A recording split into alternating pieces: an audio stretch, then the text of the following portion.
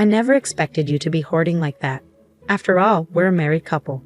There's no reason I shouldn't utilize our shared assets. It's even worse to hide it while looking down on me. My husband and mother-in-law continued to talk as they pleased, and I grew increasingly disgusted with them. Finally, I decided to confront them with reality. By the way, have you checked the name on the passbook? I interjected, exasperated. My name is Lillian, and I'm turning 42 this year. I've been married for 17 years, and before that, I worked at a company. After getting married, I quit my job and started working part-time at a local supermarket. I met my husband Easton at work, and at the time, I thought he was an ordinary and kind man. That perception changed about 6 months into our marriage. One day, while I was preparing dinner, my mother-in-law suddenly visited our house without any notice. My husband hadn't come home from work yet, and I thought there might be some urgent matters, so I let her in. As soon as she saw the living room, she let out a big sigh.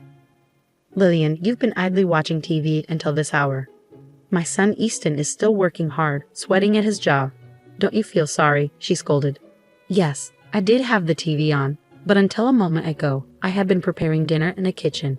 You might say I'm lazing around, but I finished my housework in the morning and I've just returned from shopping after my part-time job. I replied, irritated but trying to maintain composure. She ostentatiously snorted, went into the kitchen, and started finding fault with dinner. "Oh dear, is this all we have for dinner today? Poor Easton working so hard. I've planned for curry and salad today. The salad is in the fridge. How could you let Easton eat such a half-baked meal? I wonder what you've learned at home," she'd insulted, not just targeting me, but also my parents. Finally losing my patience, I asked a bit harshly, "Didn't you need something?" My mother-in-law opened her eyes wide in fox innocence. "Oh my, don't get so mad just because I looked at dinner. What do you need then?" I retorted, exasperated. "It's not what do you need. Don't you think you should offer something to your mother-in-law who was kindly visited?" "Excuse me, you're such an inconsiderate person," she chastised, settling heavily on the sofa to watch TV. I served her tea, but she complained about everything, including the taste, saying it was cheap. Back then, I was young and avoiding arguments with my husband's mother, wondering if I should be considerate to her. However, taking advantage of the fact that neither my husband nor I said anything, my mother-in-law began to frequently visit our home, constantly complaining about my cleanliness, laziness, and lack of discipline. After being criticized at every turn, I was truly at my wit's end and decided to consult my husband about his mother. "Hey, could you ask your mom to reduce the number of times she comes to our house?" I pleaded. "Why is it that much of a bother when mom comes over? You've seen it, haven't you? No matter how much I work on the house or cooking, your mom keeps complaining about me," I explained. "Well, that's because mom wants you, Lillian, to work harder, so she gets tough. I'm doing my best, but if she comes over without notice, I struggle to prepare dinner properly. If it bothers you, speak up for yourself. But remember, mom cares about us too." Throughout, my husband remained indifferent. No matter how much effort I put into cleaning or cooking, my mother-in-law would nitpick, never once praising me. Once the vegetables my mother-in-law brought were clearly close to expiration, so I used them for dinner. She conspicuously scoffed at serving such withered vegetables to her son and herself. That moment, I realized she just wanted to bully me. Persistently criticized, I consulted my father-in-law. When I explained the difficulty of preparing meals for my mother-in-law and the problem of her frequent unannounced visits, he seemed unaware and politely apologized. "I thought she was going out to dinner with friends. I didn't realize she was bothering you, Lillian. I'm sorry," he said. "It's not something for you to apologize for. I've been giving her money for meals, assuming she was dining out, but she hasn't been taking it," I replied. "Unfortunately, no. I'm really sorry." My father-in-law apologized repeatedly. He promised to speak sternly to my mother-in-law, and I thought that would be enough. But then, I received a phone call filled with scathing remarks from my mother-in-law. "Hello, you're really uncouth, tattling to my husband like that. I've been going out of my way to check on you, and I didn't expect you to repay my kindness with such ingratitude." "That's not true. I'm not repaying kindness with ingratitude. You should be the one apologizing. It's audacious to claim you're inconvenienced. I'm educating you in areas where your upbringing was lacking. You should be grateful," my mother-in-law asserted. "I understand what you're saying, but it is inconvenient when you show up without notice. Shouldn't a mother need to make an appointment to visit her own son's house?" My parents wouldn't do that, I countered. How brazen you are as a daughter-in-law. You should adapt to the rules of your husband's family, no matter what, she retorted, growing increasingly heated until she was yelling so loud I couldn't understand her. And then she hung up. I suspected she called during my father-in-law's absence, so I hesitated to consult him again, fearing more of the same. Despite a slight decrease in frequency, my mother-in-law persisted in visiting our home. My husband, finding solace in complaining about work to her and receiving her sympathy, showed no signs of persuading her to stop the visits anytime soon. Witnessing his attitude, my mother-in-law became even more cheerful, and they both began to blame me. Lillian, you don't show enough respect to Mom, my husband chimed in. That's right, Easton, tell her more. I'm only getting a small allowance even though I'm the one earning the money, my mother-in-law complained. They continued to eat the meals I prepared while complaining about them, chatting and laughing in the living room I had just cleaned. When washing the dishes, my husband would demand, "At least prepare the bath," expecting me to get everything ready from bath towels to his pajamas. My mother-in-law didn't reprimand him, but instead sided with him, saying, "Poor thing, having such an inconsiderate wife." I consulted with my father-in-law again, receiving yet another profuse apology. But I was exhausted with the fact that my mother-in-law's actions remained unchanged. Days passed in the same manner until one day, I noticed that a necklace handed down to me by my own mother was missing. When I asked my husband, he claimed he didn't know and coldly dismissed me with, "You probably lost it due to your own carelessness. It was supposed to be in my drawer." The truth came out when my mother-in-law visited our home again during dinner time. Mother-in-law, that necklace," I started, but she interrupted me. "Oh dear, it's quite disgraceful to desire something someone else is wearing," she retorted, wearing the very necklace I had lost. It had a unique, unusual design with a peculiar ornament, unmistakable to me. "When you accuse me of stealing from you, it not only reveals your upbringing but also labels me a criminal," she added with a triumphant smile. Provoked beyond restraint, I reached for her necklace. My mother-in-law purposefully screamed, and just then my husband, who had returned home earlier than usual, opened the front door. Seeing me, he pushed me hard, causing me to crash into the wall and crouch down in pain. He then turned to me, accusing, "Just like Mom said, you've been bullying her while I'm not here, haven't you?" "That's right, Easton. Lillian is really terrible," my mother-in-law chimed in. "I just wanted to get along." "No, listen, the necklace your mother is wearing is the one I said I lost. I don't want to hear any excuses," I pleaded. "Mom, let's eat out tonight. You better reflect on your actions," my husband declared, pulling my mother-in-law away. "Such a sweet boy, Easton really is a good son," she praised, leaving with my husband. The shock of not being able to retrieve my necklace, along with the anger towards my husband for siding with my mother-in-law without even listening to me, made my pent-up frustrations explode. That same day, I decided to take revenge. Once again, I had a talk with my father-in-law. While he apologized to me, he listened attentively to my story. I discovered that he was also fed up with my mother-in-law's outrageous behavior. During this conversation, I decided to devise a plan. When my mother-in-law, as usual, came to our house without learning her lesson, flaunting the necklace and enjoying my reaction, I deliberately told her, "I forgot to buy something. Could you look after the house for a bit?" Normally, she would have retorted with something scathing. But this time, she smiled sweetly and agreed, saying, "Of course. Why don't you take your time? You're always busy with housework." "Thank you." Leaving my mother-in-law at home, I went out alone to the supermarket parking lot, holding my pounding heart, testing the malice of those close to me. If I could get definitive evidence, I could take my revenge. Yet part of me also hoped that my mother-in-law and husband would reflect on their actions and change. Exactly 30 minutes later, I returned home with shopping bags. What greeted me was my mother-in-law in the living room, messily eating dinner with my husband. "Oh, you were late, so we started without you." Today's dinner was more plain than usual. "Don't you feel sorry for Mom?" my husband remarked. "But I asked mother-in-law to wash the house because I forgot to buy something," I interjected.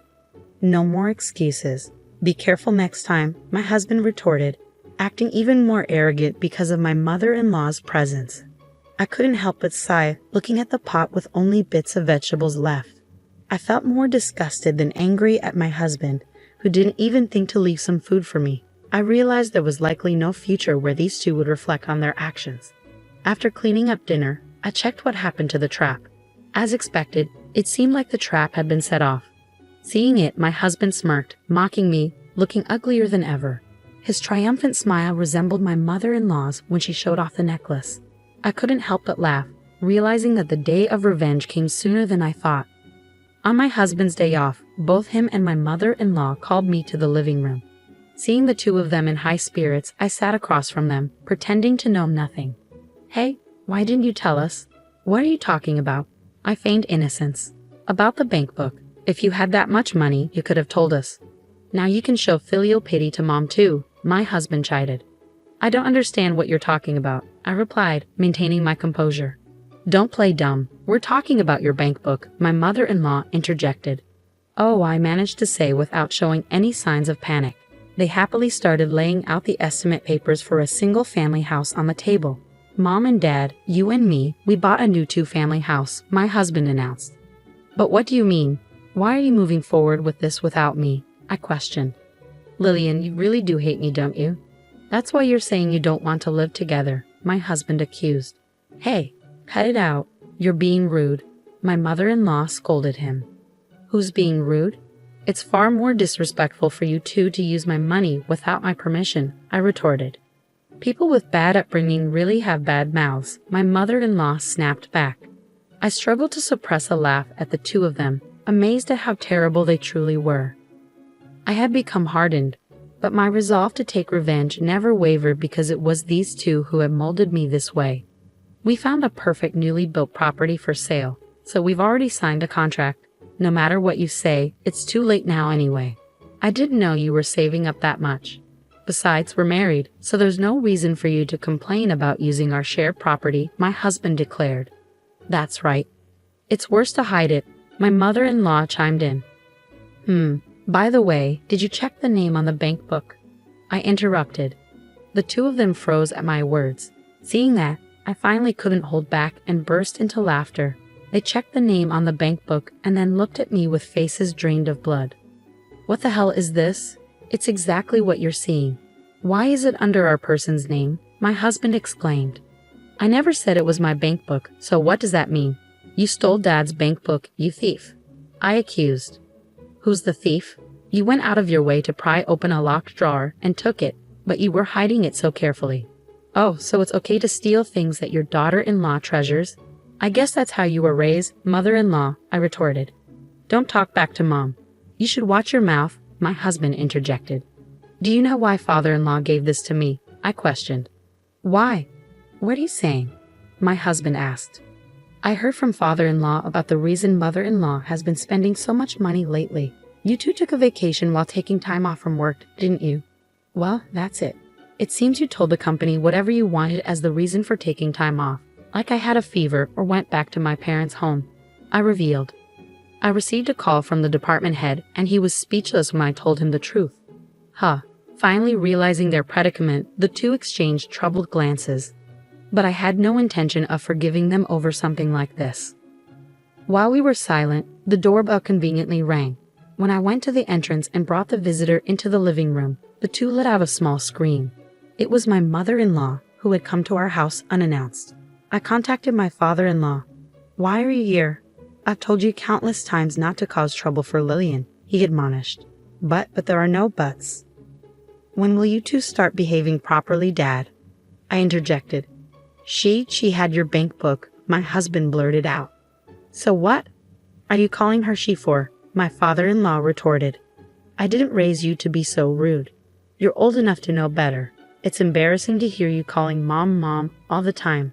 If you can't treasure your wife, what's the point of calling her she?"